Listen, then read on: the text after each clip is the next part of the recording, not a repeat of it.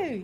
Now, Becky is getting little groups of foliage together and she's placing it so it's covering the front, the middle and the back of the wreath. And then what she's doing, the edge of the wreath, and then what she's doing, she's taking her wire over, pulling it tight, make sure it doesn't move anywhere, a couple of times, and then she'll add the next piece. Now, once again, Becky's going to repeat the process. So she's covering round, looking at the wreath all the time, making sure you've got a decent coverage.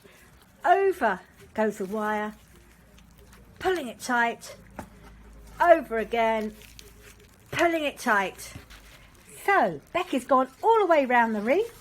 She's flopped the wreath over, and then what she's going to do, she's going to tie off the wreath. Now if you just cut it, the whole thing will just slowly unravel. So what she's doing, she's leaving about a good 10 inches on the wreath.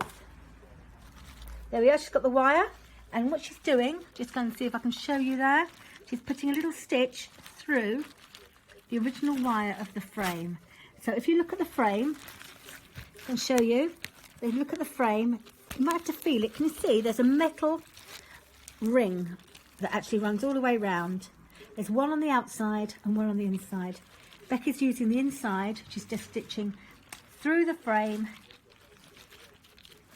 pulling tight, and then she's done. Now once you've gone through the frame and you've made that stitch, what you need to do is cut the wire and then just push that wire back into the moss. Now that's really important because otherwise you're going to have scratchy bits of wire all around the ring, and that could damage your doors. Just push it back in. Now remember that principle, because that principle is what you're going to be using when you go and add all the cones and the bows and everything else. Now we're going to attach the bow. So what Becky's going to do, she's going to go and open up the two legs of the wire attached, you know, where the bow is, and she's going to give it a really good pull, and she's going to twist the bow round the wreath. So you've basically got one leg at the front, one leg at the back. Now if you can look there, you've got two pieces of wire now. She's going to pull that tight, really tight, give it a couple of twists so it doesn't fall off.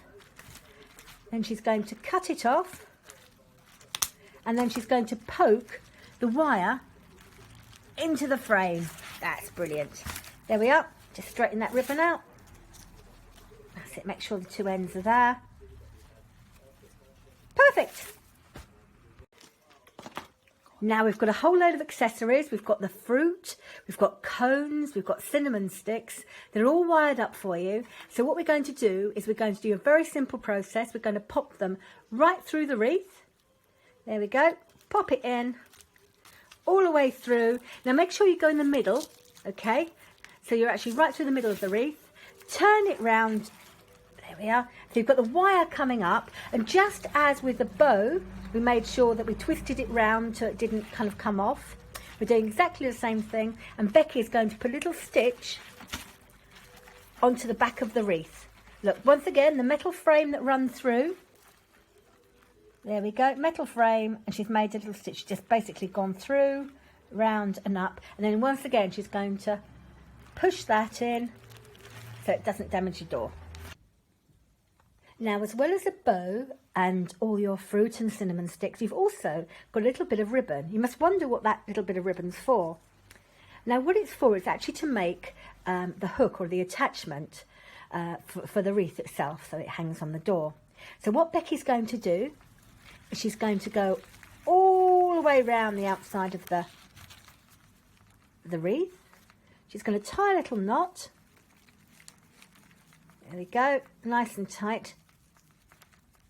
Give it a good pull, Becky. Yes, well done. And then swivel it round, the knots at the back, and then there we are. You've got the wreath hanger.